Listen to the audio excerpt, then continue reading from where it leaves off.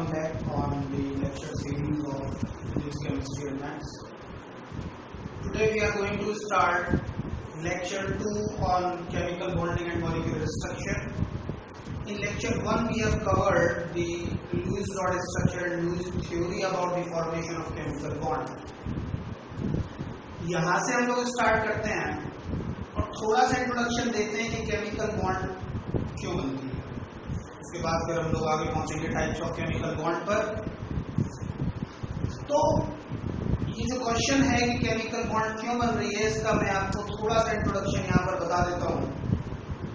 For example you have 2 hydrogen atoms, ये दोनों hydrogen के एटम्स आपस में कंबाइंड होकर H2 मॉलिक्यूल बना रहे हैं। ऐसा इसलिए है कि एक बात आप हमेशा याद रखिएगा, stability is inversely proportional to energy. अगर किसी सिस्टम की एनर्जी ज्यादा है तो उस सिस्टम की स्टेबिलिटी कम होगी, एंड वाइस वर्सा, अगर किसी सिस्टम की एनर्जी कम है तो उस सिस्टम की स्टेबिलिटी ज्यादा होगी। इस कंसेप्ट को समझते हुए हाइड्रोजन के 2 एटम बॉन्ड बनाकर H2 मॉलिक्यूल बना रहे हैं, इसका कारण है स्टेबिलिटी। कि स्टार्टिंग में जो एटम्स हैं उनकी एनर्जी ज्यादा रही होगी और H2 मॉलिक्यूल जब बन गया तो इसकी एनर्जी कम रही होगी। Meanwhile during the formation of H2 molecule there is decrement in the energy of the system, and still there is decrement in the energy and hence stability increases. So this is the basic idea about the formation of chemical bond, that the bond formation takes place to decrease the energy of the system and hence to increase the stability. तो ये एक basic concept है कि जितने भी molecules बनते हैं उन सब में यही कंसेप्ट लगता है कि एटम्स बॉन्ड बना रहे हैं to decrease their energy and has to increase the stability. This is the basic concept about the formation of any bond. अब पिछले लेक्चर में हम लोग ये कवर कर चुके हैं कि किस किस टाइप की केमिकल बॉन्ड होती है, जस्ट टाइप बताया है। अभी 1 by 1 हम लोग सारी बॉन्ड्स को समझेंगे कि कौन सी बॉन्ड क्या होती है, क्या कंडीशन है उस बॉन्ड फॉर्मेशन की। तो सबसे पहले हम लोग कवर करेंगे आयनिक बॉन्ड, जिसको कि हम लोग इलेक्ट्रोवैलेंट बॉन्ड भी कहते हैं। Ionic bond which is also known as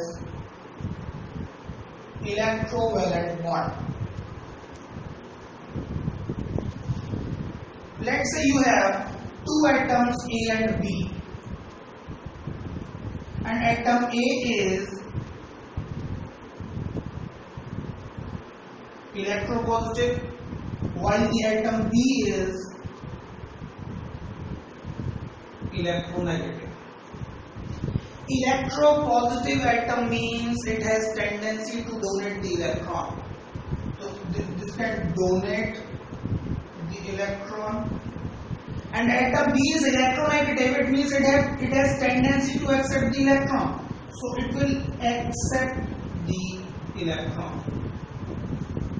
ऐसा इसलिए है क्योंकि जो एटम A है इसके पास एक्स्ट्रा इलेक्ट्रॉन्स हैं, इट हैज एक्स्ट्रा इलेक्ट्रॉन्स, इसलिए इलेक्ट्रॉन डोनेट करेगा और इस प्रॉपर्टी को हम लोग कह रहे हैं इलेक्ट्रोपॉजिटिविटी, और इसीलिए से कह रहे हैं इलेक्ट्रोपॉजिटिव एटम है। Atom B is electronegative, that it can accept the electron, और ये इलेक्ट्रॉन एक्सेप्ट इसलिए कर रहा है क्योंकि इसके पास इलेक्ट्रॉन की डेफिशिएंसी है। तो इट है डेफिशिएंसी ऑफ इलेक्ट्रॉन। तो ऐसा कोई भी एटम जो इलेक्ट्रोपॉजिटिव होता है उसको हम लोग मेटल बोलते हैं, मेटल का एटम, और ऐसा कोई एटम जो इलेक्ट्रॉन एक्सेप्ट करता है उसको हम लोग नॉन मेटल का एटम बोलते हैं। तो अगर ऐसा है तो atom A will transfer its electron to atom B। अब वो डिपेंड करता है कि एक इलेक्ट्रॉन ट्रांसफर कर रहा है या 2 दो इलेक्ट्रॉन ट्रांसफर कर रहा है, वो डिपेंड करेगा, वो हम लोग जब एग्जांपल देखेंगे तब समझेंगे। तो फिलहाल एटम ए ने एटम बी को इलेक्ट्रॉन ट्रांसफर किया, और जैसा कि हम लोग पहले से ये कंसेप्ट जानते हैं कि जब इलेक्ट्रॉन ट्रांसफर होगा तो फॉर एग्जांपल ए ने एक इलेक्ट्रॉन ट्रांसफर किया बी को, तो ए के पास आ गया प्लस चार्ज एंड बी के पास आ गया माइनस चार्ज। पॉजिटिव चार्ज वाले को कैटाइन, नेगेटिव चार्ज वाले को एनाइन बोल रहे हैं, और कैटाइन और एनाइन के बीच में there is electrostatic force, and that electrostatic force, इस इलेक्ट्रोस्टैटिक फोर्स को हम लोग कूलम्बिक फोर्स भी कहते हैं, और इसी इलेक्ट्रोस्टैटिक फोर्स और कूलम्बिक फोर्स को हम लोग नाम देते हैं आयनिक बॉन्ड। तो आयनिक बॉन्ड बेसिकली क्या है? जब दो एटम जिसमें से एक इलेक्ट्रोपॉजिटिव और दूसरा इलेक्ट्रोनेगेटिव, इन दोनों के बीच में जब इलेक्ट्रॉन ट्रांसफर होगा तो कैटाइन और एनाइन का फॉर्मेशन होगा, और इन कैटाइंस और एनाइंस के बीच में जो इलेक्ट्रोस्टैटिक फोर्स लगेगी, that electrostatic force is the ionic bond. और आयनिक बॉन्ड बनने के बाद जो कंपाउंड बनेगा दैट इज AB, और इस कंपाउंड को हम लोग कहते हैं आयनिक कंपाउंड।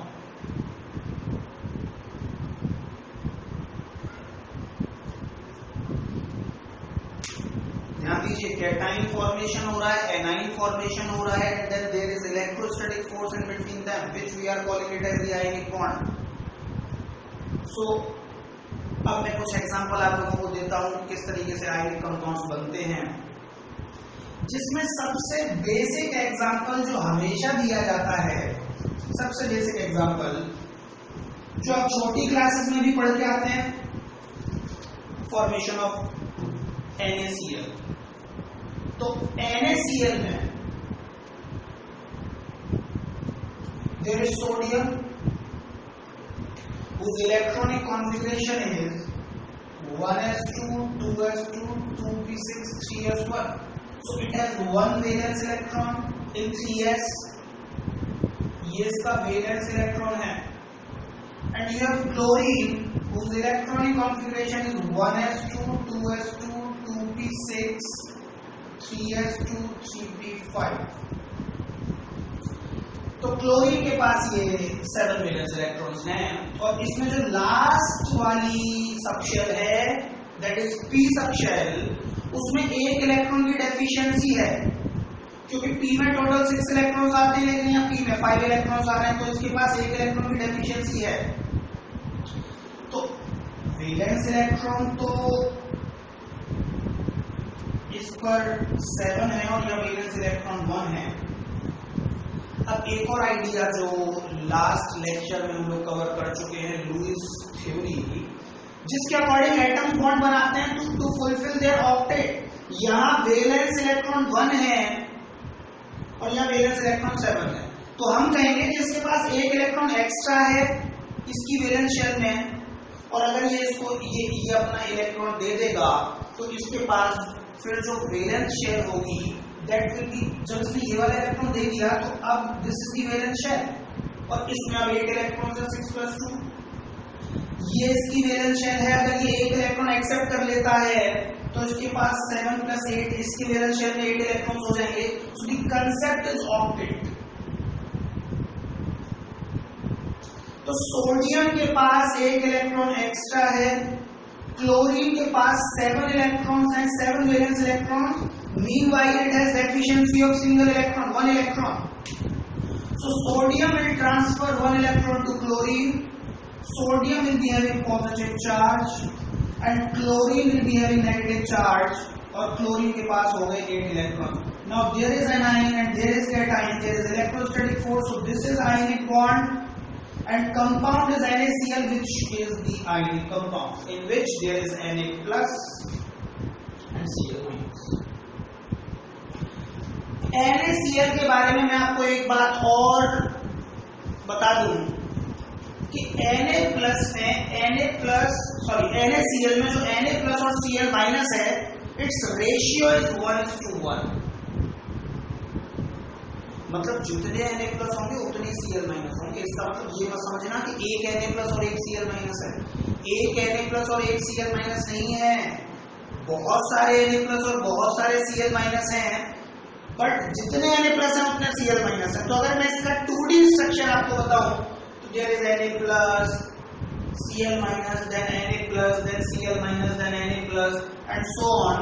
फिर यहाँ पर आ गया minus, anion, then cation, then anion, then cation, then anion, and so on, up to infinity in all the directions, in x direction, y direction, and z direction. So this is simply the two-dimensional structure of NaCl. But later classes में हम लोग 12th class में देखते हैं इसका 3D structure, but this is simply the 2D structure. ऐसा कोई भी अरेंजमेंट पार्टिकल्स का in 3 dimension, this arrangement of particles in 3 dimension is called as lattice.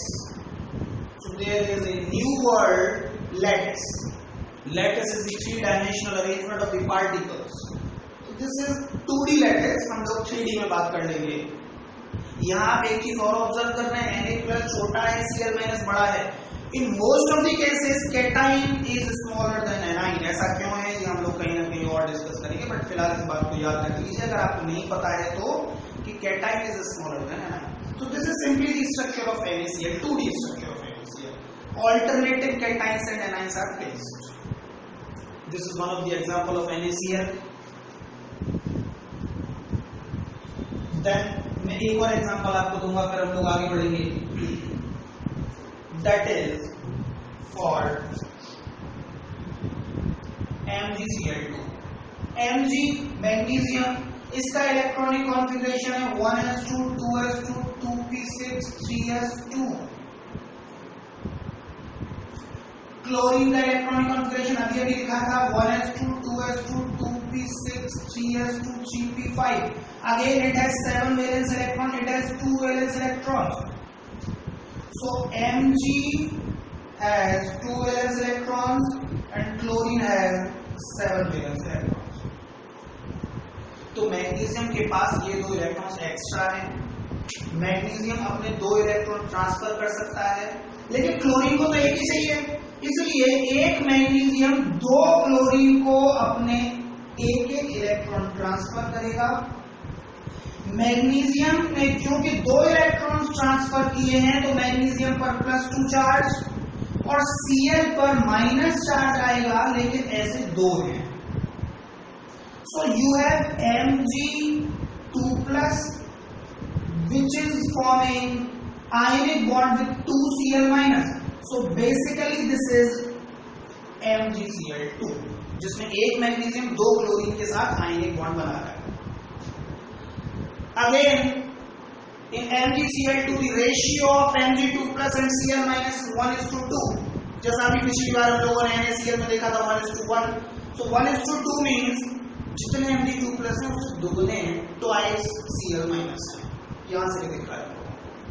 तो इस तरीके से फॉर्मेशन होता है आयनिक बॉन्ड का, इलेक्ट्रॉन ट्रांसफर होते हैं, कैटाइन एनाइन फॉर्मेशन होता है। This is simply formation of ionic bond. यहां भी जब आयनिक बॉन्ड बनती है तो एनर्जी डिक्रीज हो रही है, स्टेबिलिटी इंक्रीज हो रही है, इसलिए फॉर्मेशन हो रहा है इस आयनिक बॉन्ड का। इस चीज को डिटेल में हम लोग कि ऐसा क्यों है कि एनर्जी कम हो गई, स्टेबिलिटी बढ़ गई, या फिर एनर्जी कम हुई क्यों। देयर आर मेनी क्वेश्चंस जिनका आंसर हम लोग आगे देने वाले हैं कि क्यों हुई एनर्जी कम और एनर्जी कम होने से स्टेबिलिटी क्यों बढ़ी। That will be discussed in detail in valence bond theory. But फिलहाल the topic is ionic bond, वो हम लोग फिलहाल देख लेते हैं। नेक्स्ट अभी खत्म नहीं हुआ आयनिक बॉन्ड का। जैसा कि मैंने आपको बताया कि ionic compound contain cations and anions. So the next topic is steps involving the formation of ionic compound. Steps involving in the formation of ionic compound. किसी भी आयनिक कंपाउंड के फॉर्मेशन में कौन कौन से स्टेप्स इन्वॉल्व होते हैं। सबसे पहला तो कैटाइन बनेगा। First is the formation of cation.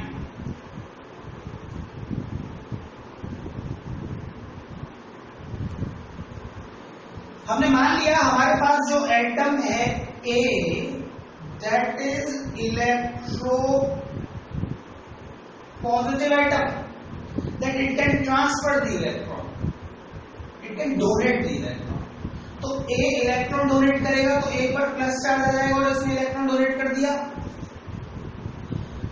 यहां पर बात हो रही है इलेक्ट्रॉन ट्रांसफर की। A ने इलेक्ट्रॉन ट्रांसफर कर दिया और ये इलेक्ट्रॉन कहां जाएगा देखेंगे अभी फिलहाल, लेकिन एक कंसेप्ट मैं यहां आपको बता दूं कि किसी भी एटम से इलेक्ट्रॉन निकालने के लिए एनर्जी देनी पड़ती है। That energy is called as ionization energy. That energy is called as ionization energy. और जब भी आयनाइजेशन एनर्जी को डिफाइन करते हैं, that atom should be in isolated gaseous state. This is an isolated gaseous state. अभी ऐसा है कि ये क्यों होना चाहिए आइसोलेटेड गैसियस स्टेट में, इसको भी हम लोग कहीं ना कहीं डिस्कस करेंगे, लेकिन फिलहाल के लिए समझ लीजिए कि जब भी किसी भी एटम से इलेक्ट्रॉन निकालने के लिए एनर्जी देनी पड़ती है तो उसको आयनाइजेशन एनर्जी कहते हैं, जो कि तब डिफाइन होगी जब कोई एटम आइसोलेटेड गैसियस स्टेट में होगा। अब गैसियस स्टेट में तुम लोग समझ में आ रहा है कि गैसियस स्टेट में होना चाहिए। आइसोलेटेड का मतलब कहीं ना कहीं समझ लो कि द एटम इज आइसोलेटेड, मतलब इसको सराउंडिंग से, एटमॉस्फेयर से कोई लेना देना नहीं है। तो हमारे पास एक इलेक्ट्रोपॉजिटिव एटम है आइसोलेटेड गैसियस स्टेट में, अगर नहीं है तो इसको गैसियस स्टेट में कन्वर्ट किया जाएगा। अब बन गया A+। जब ये गैसियस स्टेट है तो कैटाइंस भी गैसियस स्टेट में बने। बेटा यहां हमें इस स्टेट में एनर्जी देनी पड़ी और उस एनर्जी को हम लोग कह रहे हैं आयनाइजेशन एनर्जी। एक बात याद रखिएगा, थर्मोडायनेमिकल कन्वेंशन, जहां भी एनर्जी एब्जॉर्ब होती है या जहां भी एनर्जी देनी पड़ती है, मतलब एब्जॉर्ब हो रही है, उस एनर्जी का साइन हमेशा पॉजिटिव लिया जाता है, और जहां भी एनर्जी रिलीज होती है उस एनर्जी का साइन हमेशा नेगेटिव लिया जाता है। तो पॉजिटिव एनर्जी मतलब देनी पड़ रही है या एब्जॉर्ब हो रही है, और अगर कहीं से एनर्जी निकल के आपके पास आ रही है तो उसका साइन हम लोग नेगेटिव। अब क्योंकि आयनाइजेशन एनर्जी हमें देनी पड़ती है इलेक्ट्रॉन निकालने के लिए, तो this energy is positive. This is the formation of cation. Secondly cation बन गया। अब ये इलेक्ट्रॉन लेगा, इलेक्ट्रोनेगेटिव एटम तो एनाइन बनेगा। तो second step is the formation of A9. जो हमारे पास एक एटम है B, जिसको कि हम लोग इलेक्ट्रोनेगेटिव एटम कह रहे हैं, ये इलेक्ट्रॉन एक्सेप्ट करेगा और ये इसी इलेक्ट्रॉन को एक्सेप्ट करेगा जो इसने दिया है। जब ये इलेक्ट्रॉन को एक्सेप्ट करेगा तो इसके पास माइनस चार्ज आएगा और इसी को हम लोग एनाइन कह रहे हैं। जब भी कोई एटम इलेक्ट्रॉन देता है उसके लिए एनर्जी देनी पड़ती है, उसको हम लोग आयनाइजेशन एनर्जी कहते हैं। और जब भी कोई एटम इलेक्ट्रॉन गेन करता है तो एनर्जी रिलीज होती है और उस एनर्जी को हम लोग इलेक्ट्रॉन गेन एंथैल्पी कह रहे हैं। Electron gain enthalpy, energy release होगी। बेटा आयनाइजेशन एनर्जी हो या इलेक्ट्रॉन गेन एंथैल्पी हो, atom should be in isolated gaseous state. तो यहां भी जो B है that is in isolated gaseous state, तो ये भी गैसियस स्टेट में बनेगा। बेटा ये बन गया एनाइन और ये बन गया कैटाइन। अभी काम पूरा नहीं हुआ, तीसरा काम है जब ये कैटाइंस और ये एनाइंस एक दूसरे के पास आएंगे, पास कौन लेकर आएगा? Ionic bond, electrostatic force. तो जब बहुत सारे कैटाइंस और बहुत सारे एनाइंस को इलेक्ट्रोस्टैटिक फोर्स पास लेकर आएगी तो बहुत सारे कैटाइंस और बहुत सारे एनाइंस अरेंज हो जाएंगे इन 3 डायमेंशन, जिसको कि हम लोग लैटिस कहते हैं। इसका मतलब तीसरा है फॉर्मेशन ऑफ लैटिस।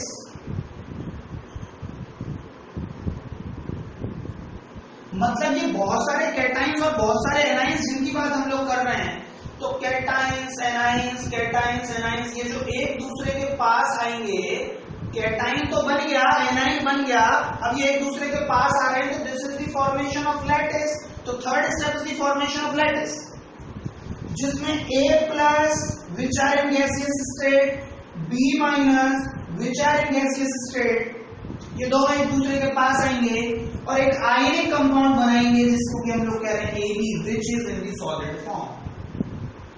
ऑब्वियसली जितने भी कैटाइंस और एनाइंस एक दूसरे के पास आ रहे हैं, पास क्यों आ रहे हैं? क्योंकि इनके बीच में इलेक्ट्रोस्टैटिक फोर्स लग रही है। बेटा electrostatic force is as much as stronger कि जब भी ये कैटाइंस और एनाइंस पास आएंगे the state will be solid. तो कोई भी आयनिक कंपाउंड जो होगा वो सॉलिड स्टेट में होगा। तो ये 3 स्टेप होते हैं किसी भी आयनिक कंपाउंड की फॉर्मेशन में, जिसमें कि तीसरा स्टेप हम लोग बात करने जा रहे हैं लैटिस फॉर्मेशन। देखिए बेटा, जब भी लैटिस फॉर्म हो रहा है तो कैटाइंस और एनाइंस एक दूसरे के पास आ रहे हैं, इस वजह से एक एनर्जी रिलीज होती है और उस एनर्जी को हम लोग कहते हैं लैटिस एनर्जी। तो lattice energy is the amount of energy released during the formation of 1 mole lattice. 1 mole lattice मतलब ऐसा कोई भी लैटिस जिसके अंदर 1 मोल पार्टिकल्स होंगे, उस लैटिस के बनने में जो एनर्जी रिलीज होगी that is lattice energy.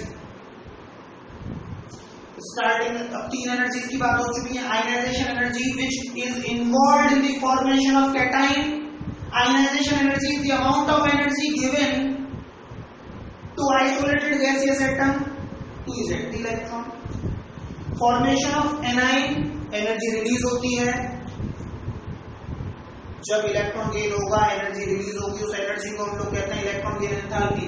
Energy release होगी तो sign is negative, electron gain enthalpy का साइन नेगेटिव। लैटिस एनर्जी भी रिलीज हो रही है, इसका साइन भी नेगेटिव। किसी भी आयनिक कंपाउंड के बनने में ये 3 स्टेप हैं और हर स्टेप के लिए एक एनर्जी इन्वॉल्व है। Ionization energy, electron gain enthalpy and lattice energy. So the total energy which is involved in the formation of ionic compound is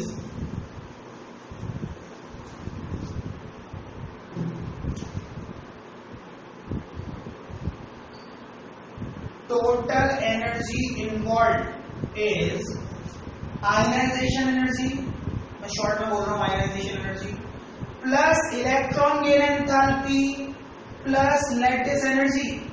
ये 3 एनर्जीज इन्वॉल्व हैं आयनिक कंपाउंड के फॉर्मेशन में। तो total energy is the sum of all these energy. This is according to Hess's law. 11th class के बच्चों को नहीं पता होता है हेसेस लॉ क्या है, लेकिन जो 12th पास आउट है उन्हें पता है हेसेस लॉ क्या है। मैं थोड़ा सा इंट्रोडक्शन दे देता हूं हेसेस लॉ का, कि किसी भी प्रोसेस में जितनी भी एनर्जीज इन्वॉल्व होती हैं, उस प्रोसेस की टोटल एनर्जी उन सारी एनर्जीज का सम होती है। तो total energy which is involved in the formation of ionic compound is ionization energy plus electron gain enthalpy plus lattice energy, out of which ionization energy is positive while electron gain enthalpy and lattice energies are negative. Ionization energy positive है जबकि ये दोनों negative है।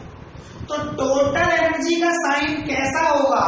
It depends on the magnitude of these energies. Ionization energy, electron gain enthalpy, lattice energy, इनके magnitude पर, इनकी value पर depend करेगा कि टोटल एनर्जी का साइन पॉजिटिव है या नेगेटिव है। एक बेसिक प्रिंसिपल है साइंस का। बेसिक प्रिंसिपल ये है कि अगर किसी भी प्रोसेस में एनर्जी रिलीज हो रही है, तो वो प्रोसेस स्पॉन्टेनियस होगा।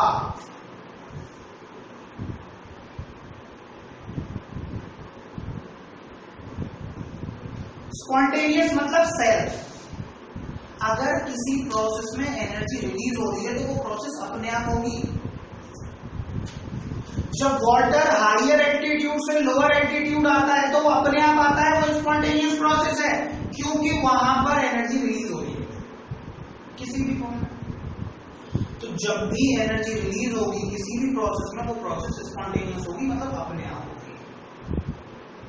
तो अगर किसी भी आयनिक कंपाउंड का फॉर्मेशन स्पॉन्टेनियसली करवाना है, अपने आप करवाना है, तो टोटल एनर्जी रिलीज होनी चाहिए। तो मैं बात कर रहा हूं for spontaneous formation of ionic compound. जो आयनिक कंपाउंड है इसके स्पॉन्टेनियस फॉर्मेशन के लिए टोटल एनर्जी रिलीज होनी चाहिए। टोटल एनर्जी रिलीज मतलब टोटल एनर्जी का साइन नेगेटिव होना चाहिए। नेगेटिव का मतलब होता है रिलीज हो रही है एनर्जी।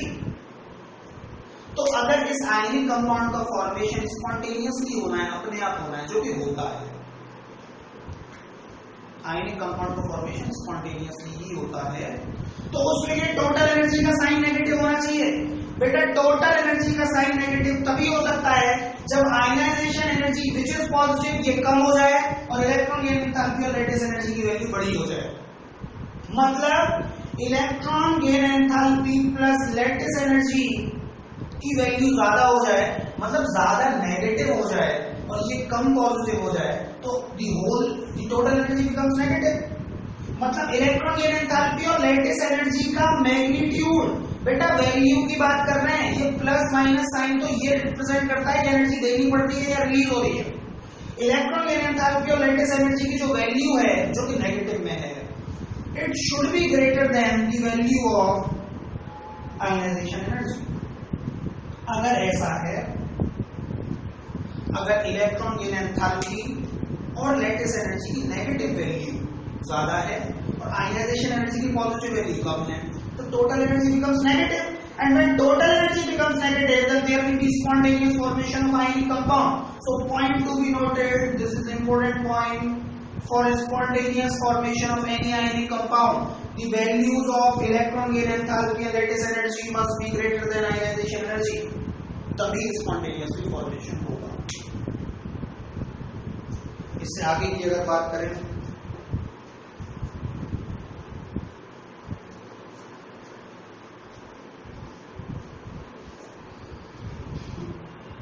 देखिए आयनिक कंपाउंड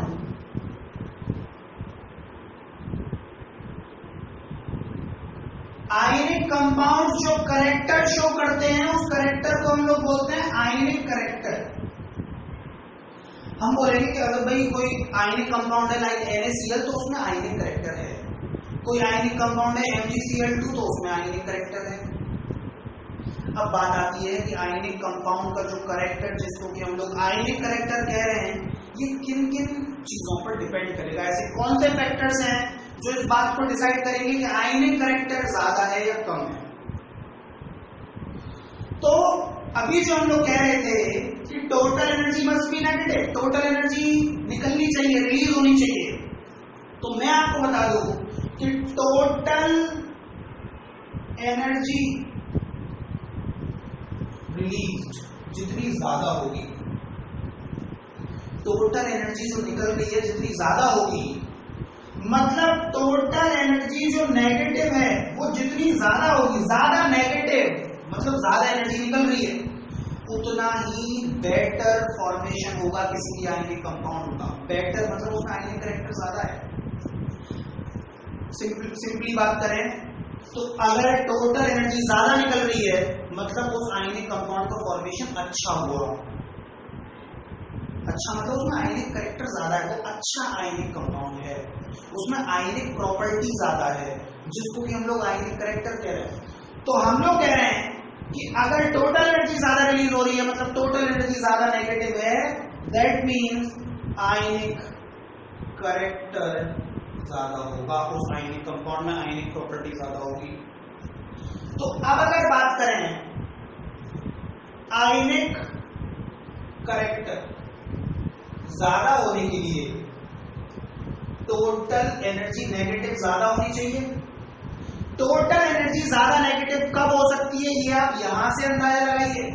टोटल एनर्जी ज्यादा नेगेटिव कब हो सकती है जब आयनाइजेशन एनर्जी की पॉजिटिव वैल्यू कम होती चली जाए, इलेक्ट्रॉन गेन एंथैल्पी की नेगेटिव वैल्यू बढ़ती चली जाए और लैटिस एनर्जी की नेगेटिव वैल्यू भी ज्यादा होती चली जाए।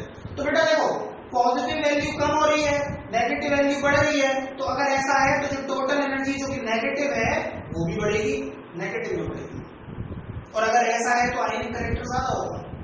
तो आयनिक character depends on the values of these three energies. अब देखना यह है कि आयनाइजेशन एनर्जी कब कम पॉजिटिव होगी, इलेक्ट्रॉन गेन एंथैल्पी कब ज्यादा नेगेटिव होगी, या लैटिस एनर्जी कब ज्यादा नेगेटिव होगी। तो उसके लिए हम लोग देख रहे हैं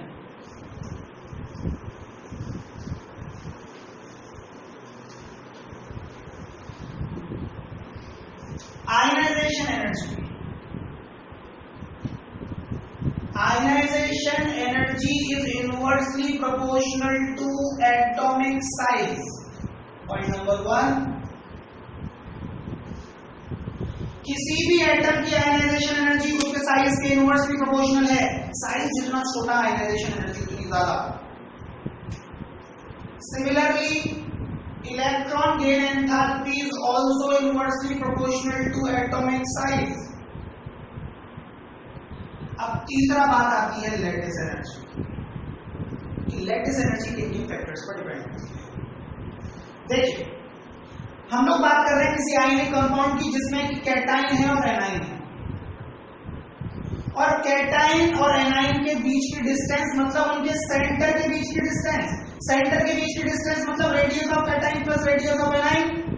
तो इस डिस्टेंस को मैं बोलूंगा r प्लस r माइनस। बेटा r प्लस r माइनस मतलब कैटाइन की रेडियस प्लस एनाइन की radius, it will give you the distance between cation and A9.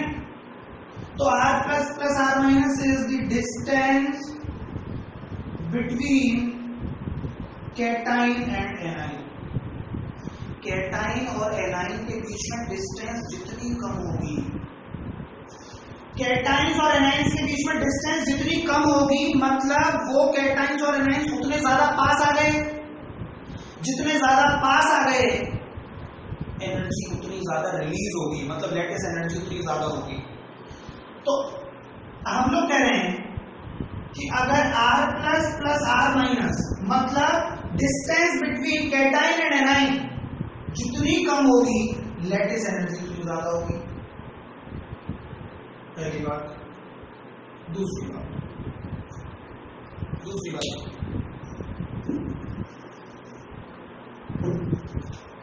एक आयनिक कंपाउंड था जिसका कैटाइन था +1 और एनाइन था -1। कैटाइन पर +1 एनाइन पर -1। एक दूसरा कंपाउंड था जिसका कैटाइन था +2 एनाइन था -2। तो ऑब्वियसली +2 और -2 वाले जो कैटाइंस और एनाइंस हैं उनके बीच में स्ट्रॉन्ग फोर्स लगेगी, ज्यादा एनर्जी रिलीज होगी, लैटिस एनर्जी ज्यादा होगी। तो लैटिस एनर्जी डिपेंड करती है charges on cations and anions. Cations और एनाइंस पर चार्जेस जितने ज्यादा एनर्जी उतनी ज्यादा निकलेगी, जिसको कि आप लैटिस एनर्जी कह रहे हैं। तो charges on cations and anions जितने ज्यादा लैटिस एनर्जी उतनी ज्यादा। अब आप इधर देखिए, हमें आयनाइजेशन एनर्जी कम करनी है क्योंकि आयनिक कैरेक्टर ज्यादा कम है, उसकी बात हो रही है।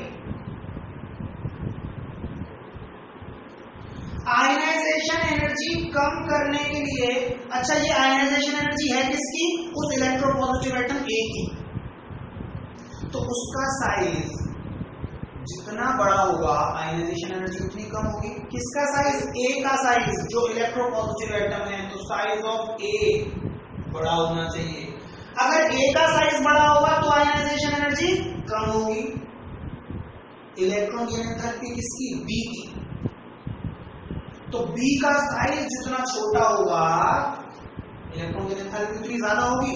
तो इलेक्ट्रॉन गेन एंथैल्पी ज्यादा होगी if size of B is smaller. Now lattice energy depends on two things. हमें लैटिस एनर्जी बढ़ानी है तो लैटिस एनर्जी ज्यादा होगी। अगर कैटाइन और एनाइन के बीच की डिस्टेंस कम है मतलब r प्लस r माइनस कितना कम है? बेटा R प्लस है कैटाइन का साइज, R माइनस है एनाइन का साइज। कैटाइन और एनाइन का साइज जितना छोटा होगा, कैटाइन और एनाइन उतने एक दूसरे के पास आ जाएंगे, लैटिस एनर्जी उतनी ज्यादा होगी। तो लैटिस एनर्जी ज्यादा होने के लिए size of cation and A9 ज्यादा कम होना चाहिए, आई एम सॉरी, क्योंकि साइज जितना कम होगा लैटिस एनर्जी उतनी ज्यादा होगी। पॉइंट नंबर 2 कि charges on cations and anions ज्यादा होने चाहिए, तब जाकर लैटिस एनर्जी ज्यादा होगी। अब अगर आगे बात करें तो देखिए, आयनिक करेक्टर ज्यादा होने के लिए पॉइंट नंबर 1 कंक्लूजन दे रहे हैं आप। आयनिक करेक्टर ज्यादा होने के लिए पॉइंट नंबर 1 ए का साइज बड़ा होना चाहिए। बेटा ए तो कैटाइन बनाएगा, तो अगर आपके पास, अच्छा ए जो है वो इलेक्ट्रोपॉजिटिव एटम है, अगर आपके पास 2 इलेक्ट्रोपॉजिटिव एटम है, एक इलेक्ट्रोपॉजिटिव एटम ये है और एक इलेक्ट्रोपॉजिटिव एटम ये है, इसने अपना कैटाइन बनाया, इसने अपना कैटाइन बनाया। बेटा कैटाइन का साइज छोटा होता है पेरेंट एटम से, तो इसने अगर अपना कैटाइन बनाया तो वो इससे छोटा होगा, इसने कैटाइन बनाया वो इससे छोटा होगा, लेकिन इसका कैटाइन इससे बड़ा होगा। तो अगर किसी एटम का साइज बड़ा है किसी दूसरे एटम से, तो उससे बनने वाला कैटाइन भी बड़ा होगा दूसरे एटम के कैटाइन से। इसका मतलब ए का साइज बड़ा होना चाहिए, मतलब कैटाइन का साइज बड़ा होना चाहिए।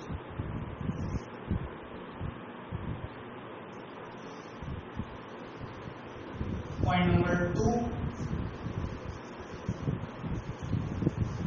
ये कह रहे हैं बी का साइज छोटा होना चाहिए। अब बी क्या बना रहा है, एनाइन, तो एक ये वाला एटम और एक ये वाला एटम, इसने एनाइन बनाया ये बना लिया, इसने एनाइन बनाया ये बना लिया। बेटा किसी भी एटम का एनाइन उससे बड़ा होता है, लेकिन अगर किसी एटम का साइज बड़ा है तो उससे बनने वाला एनाइन भी बड़ा होगा दूसरे से, और अगर साइज छोटा है तो उससे बनने वाला एनाइन भी छोटा होगा दूसरे से। तो B का साइज छोटा मतलब एनाइन का साइज छोटा। पॉइंट नंबर 3, आप एक चीज यहां पर देखिए कॉन्ट्रडिक्टरी है। आयनाइजेशन एनर्जी कम करने के लिए A का साइज बड़ा मतलब कैटाइन का साइज बड़ा, इलेक्ट्रॉन एनर्जी ज्यादा होने के लिए B का साइज छोटा, एनाइन का साइज छोटा। लेकिन तीसरा फैक्टर लैटिस एनर्जी ज्यादा होने के लिए तो कह रहा है कैटाइन और एनाइन दोनों छोटे। इसलिए ये तो कॉन्ट्रडिक्शन वाली बात हो गई। ये कह रहा है कि कैटाइन बड़ा होना चाहिए, एनाइन छोटा होना चाहिए, ये कह रहा है दोनों छोटे होने चाहिए। बेटा ये वाला जो फैक्टर है हम मना नहीं कर रहे कि ये वाला फैक्टर पर कोई चीज डिपेंड नहीं करेगी, करेगी, but this factor is less dominant, इसलिए हम इस फैक्टर को नहीं देखते जब आयनिक करेक्टर देखते हैं। तब जब भी आयनिक करेक्टर देखते हैं हम लोग लैटिस एनर्जी का ये वाला फैक्टर नहीं देखते। हम ये बना नहीं कर रहे कि लैटिस एनर्जी इस फैक्टर पर डिपेंड नहीं करती, करती है, लेकिन ये फैक्टर लेस डोमिनेंट है। तो हम लोग बात करेंगे इस वाले फैक्टर की। तो लैटिस एनर्जी ज्यादा होने के लिए कैटाइन और एनाइंस पर चार्जेस ज्यादा होने चाहिए। तो point number 3, charges on cations and anions ज्यादा होने चाहिए। तो आयनिक करेक्टर ज्यादा होने के लिए हमारे पास 3 कंडीशंस आ गई। इसको कहते हैं Fajans rule for ionic character in ionic bond. किसी भी आयनिक बॉन्ड में आयनिक करेक्टर ज्यादा होने के लिए ये 3 पॉइंट्स हैं, और इन 3 पॉइंट्स को हम लोग पजांस रूल कहते हैं। मैं आपको कुछ एग्जांपल देता हूं।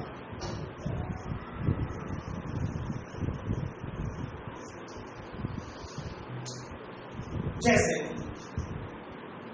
NaCl, इससे पहले LiCl,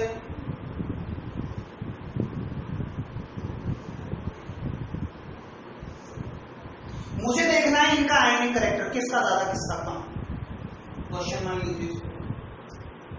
तो बेटा सब में कैटाइन +1 एनाइन -1 है, कैटाइन एनाइन सब में एक जैसा है, कैटाइन एनाइन पर चार्ज। एनाइन सब में एक जैसा है लेकिन कैटाइन अलग है। नीचे आने पर lithium, sodium, potassium, rubidium, caesium first group के मेटल्स हैं, डाउन द ग्रुप साइज बढ़ रहा है। अगर एटम्स का साइज बढ़ रहा है तो उनके कैटाइन का साइज भी बढ़ रहा होगा। तो ऊपर से नीचे आने पर कैटाइन का साइज बड़ा हो रहा है, कैटाइन का साइज बड़ा होता जाएगा तो आयनिक कैरेक्टर भी बढ़ता जाएगा। तो आयनिक कैरेक्टर बढ़ रहा है। आप चेक कीजिए, लिथियम का जो कंपाउंड है वो सबसे कम आयनिक है, NaF,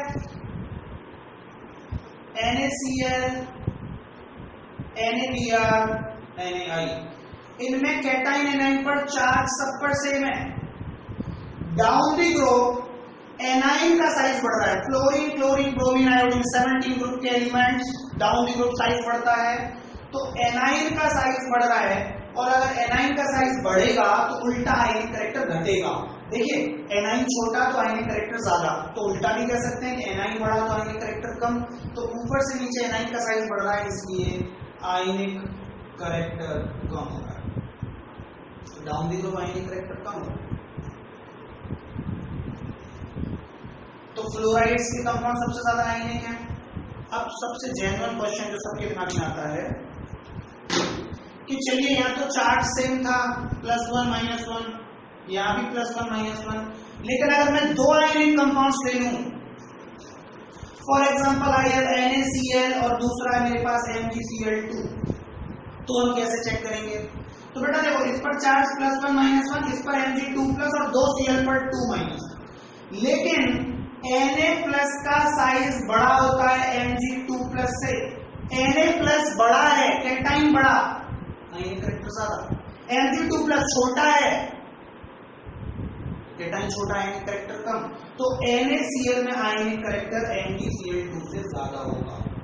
मैं आपको एक बात बता दूं कि जो फर्स्ट ग्रुप वाले होते हैं Li+, Na+, K+, Rb+, Cesium+, और सेकेंड ग्रुप वाले जो होते हैं Barium-2+, Magnesium-2+, Calcium-2+, Strontium-2+, Barium-2+, इन सबका साइज इनसे छोटा होता है। Barium-2+ का साइज Lithium+ से छोटा है, Mg2+ का Na+ से छोटा है, एंड सो ऑन। इनका साइज इनसे छोटा है। अब क्योंकि इनका कैटाइन छोटा है, इनका कैटाइन बड़ा है, कैटाइन बड़ा तो आयनिक कैरेक्टर ज्यादा, इनका आयनिक कैरेक्टर ज्यादा और इनका आयनिक कैरेक्टर कम। इसलिए याद रखना, फर्स्ट ग्रुप के जितने भी कंपाउंड्स होते हैं they are more ionic as in comparison to second group. इनका आयनिक कैरेक्टर ज्यादा मतलब ज्यादा आयनिक है, ये कम आयनिक है। कुछ लोग कहेंगे चार्ज भी तो ज्यादा है, चार्ज क्यों नहीं देख रहे हैं? हमने कहा कैटाइन और एनाइन पर चार्ज ज्यादा तो आयनिक कैरेक्टर ज्यादा। बिल्कुल सही क्वेश्चन है कि आप सिर्फ साइज क्यों देख रहे हो? साइज इनका छोटा तो आयनिक कैरेक्टर कम, ठीक है, लेकिन चार्ज तो ज्यादा है तो आयनिक कैरेक्टर ज्यादा हो जाना चाहिए। हम कौन सा फैक्टर देखेंगे, हमें कैसे पता चलेगा?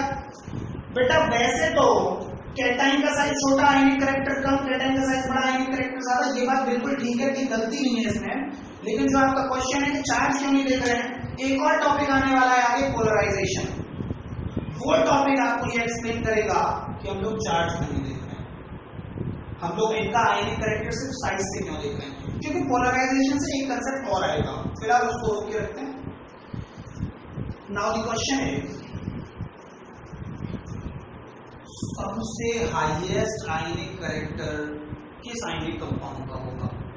हमने इतने सारे आयनिक कंपाउंड्स, बहुत सारे आयनिक कंपाउंड्स हैं, तो सबसे ज्यादा आयनिक कैरेक्टर कहां होगा? आयनिक कैरेक्टर ज्यादा होने के लिए कैटाइन सबसे बड़ा, एनाइन छोटा, कैटाइन बड़ा, एनाइन छोटा, चार्जेस ज्यादा। आयनिक कैरेक्टर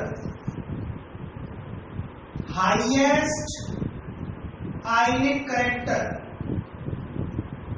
हाईएस्ट आयनिक कैरेक्टर होने के लिए कैटाइन का साइज सबसे बड़ा कैटाइन है Cesium+, जो कि फर्स्ट ग्रुप में नीचे आता है।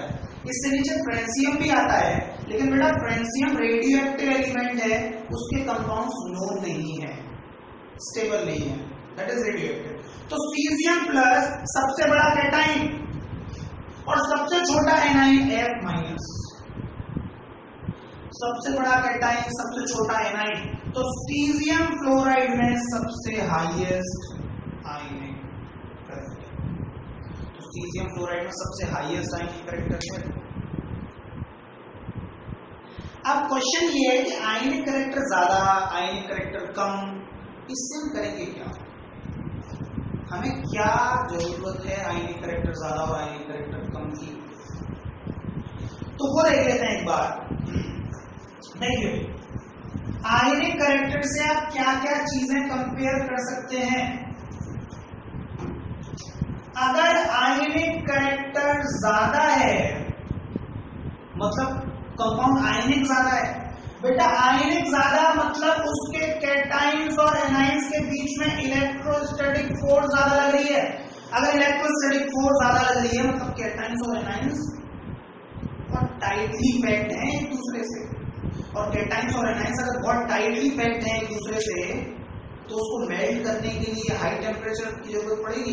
इसका मतलब मेल्टिंग पॉइंट ज्यादा होगा, बॉइलिंग पॉइंट ज्यादा होगा। आयनिक करेक्टर ज्यादा, इलेक्ट्रोस्टैटिक फोर्स स्ट्रॉन्ग लग रही है और ज्यादा लग रही है, मेल्टिंग पॉइंट ज्यादा, बॉइलिंग पॉइंट ज्यादा। मेल्टिंग पॉइंट ज्यादा मतलब थर्मली स्टेबल, थर्मल स्टेबिलिटी ज्यादा, थर्मल स्टेबिलिटी ज्यादा क्यों, क्योंकि हाई टेम्परेचर पर जाके मेल्ट हो रहा है तो थर्मली स्टेबल है। बेटा जो आयनिक कंपाउंड्स होते हैं they all are soluble in water, all the ionic compounds are soluble in water, and किसी भी आयनिक कंपाउंड में आयनिक करेक्टर जितना ज्यादा होगा वो वाटर में उतना ज्यादा सॉल्युबल होगा। वाटर एक पोलर सॉल्वेंट है और पोलर सॉल्वेंट में आयनिक कंपाउंड सॉल्युबल होते हैं। तो अगर आयनिक करेक्टर ज्यादा है तो सॉल्युबिलिटी इन H2O भी ज्यादा होगी, that is a polar solvent. But बेटा नॉन पोलर सॉल्वेंट में उल्टा हो जाएगा, अगर आयनिक करेक्टर ज्यादा है तो solubility in non polar solvents कम हो जाएगी। नॉन पोलर सॉल्वेंट के एग्जांपल मैं आपको बता देता हूं, बेंजीन नॉन पोलर सॉल्वेंट है, CCl4 नॉन पोलर सॉल्वेंट है, एसीटोन नॉन पोलर सॉल्वेंट है, CH2 नॉन पोलर सॉल्वेंट है, ईथर नॉन पोलर सॉल्वेंट्स होते हैं। So these are some example of non-polar solvents. अब अगर कोई आपसे पूछता कि ये इतने सारे आयनिक कंपाउंड्स आपको दे रखे हैं, इनको अरेंज कर दीजिए increasing order of solubility in benzene for example, तो आप देख रहे हैं नीचे आयनिक करेक्टर बढ़ रहा था।